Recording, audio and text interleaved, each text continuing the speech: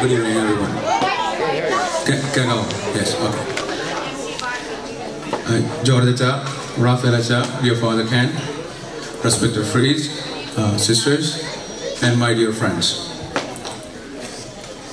Before I begin, I want you to take a look at that picture and the picture over here. So now you know what we did to him. We took his hair away and made whatever is left over green. But let's see what he did for us. I'm gonna be as short as I can. When I moved here in 2004, we had once a month Malayalam Mass, and our community was scattered all around Tampa Bay. It was very difficult for us to get a church to celebrate our Mass regularly. I think more than there are a lot of people here know what they went through. I even remember going to Winter Haven a couple of times for Malayalam Mass when Father Raphael Ambadan was there before Father George came to Winter Haven. It took scores of people's time, money and effort to get the St. Joseph Mission established.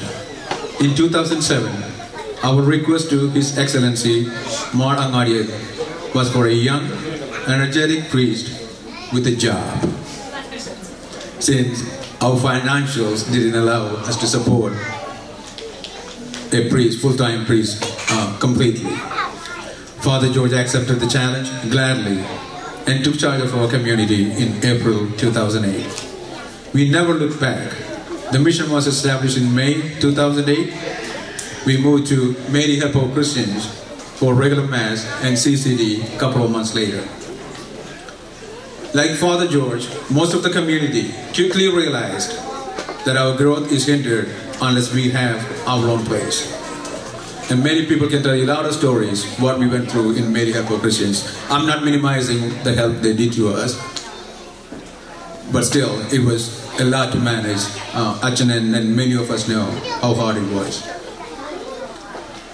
I think Father George and the finance committee looked at more than 30 places. Our primary goal was to have a place where majority of people can get there with less than an hour of drive. Sometime in early 2010, this place came along. And we were not too excited for obvious reasons. It doesn't look like a church, traditional church. And there were a lot of things we can complain about. But that was one of the most stressful times for Father George and our community. I'm sure many times he must have thought of giving up, as many unpleasant things were thrown at him.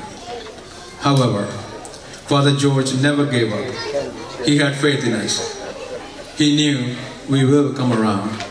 After his full-time day job, he was spending countless hours to meet people personally, to address their concerns and ask for support.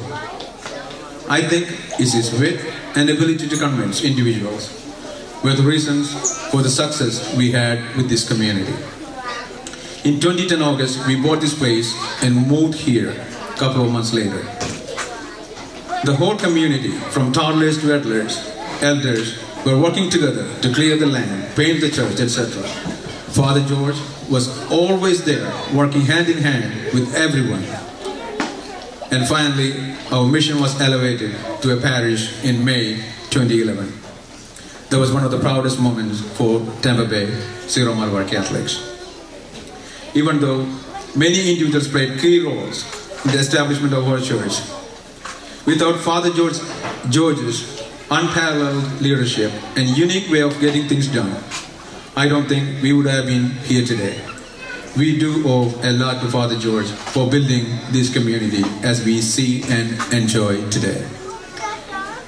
Another very important thing, he was extremely cautious, spending our money than his own money.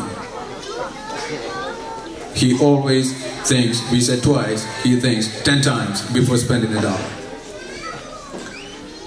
He made the job for his successors very easy in many ways by founding and setting up a system that we just need to follow. The only relief is Father Raphael Ambadan is our new vicar. Many of us know him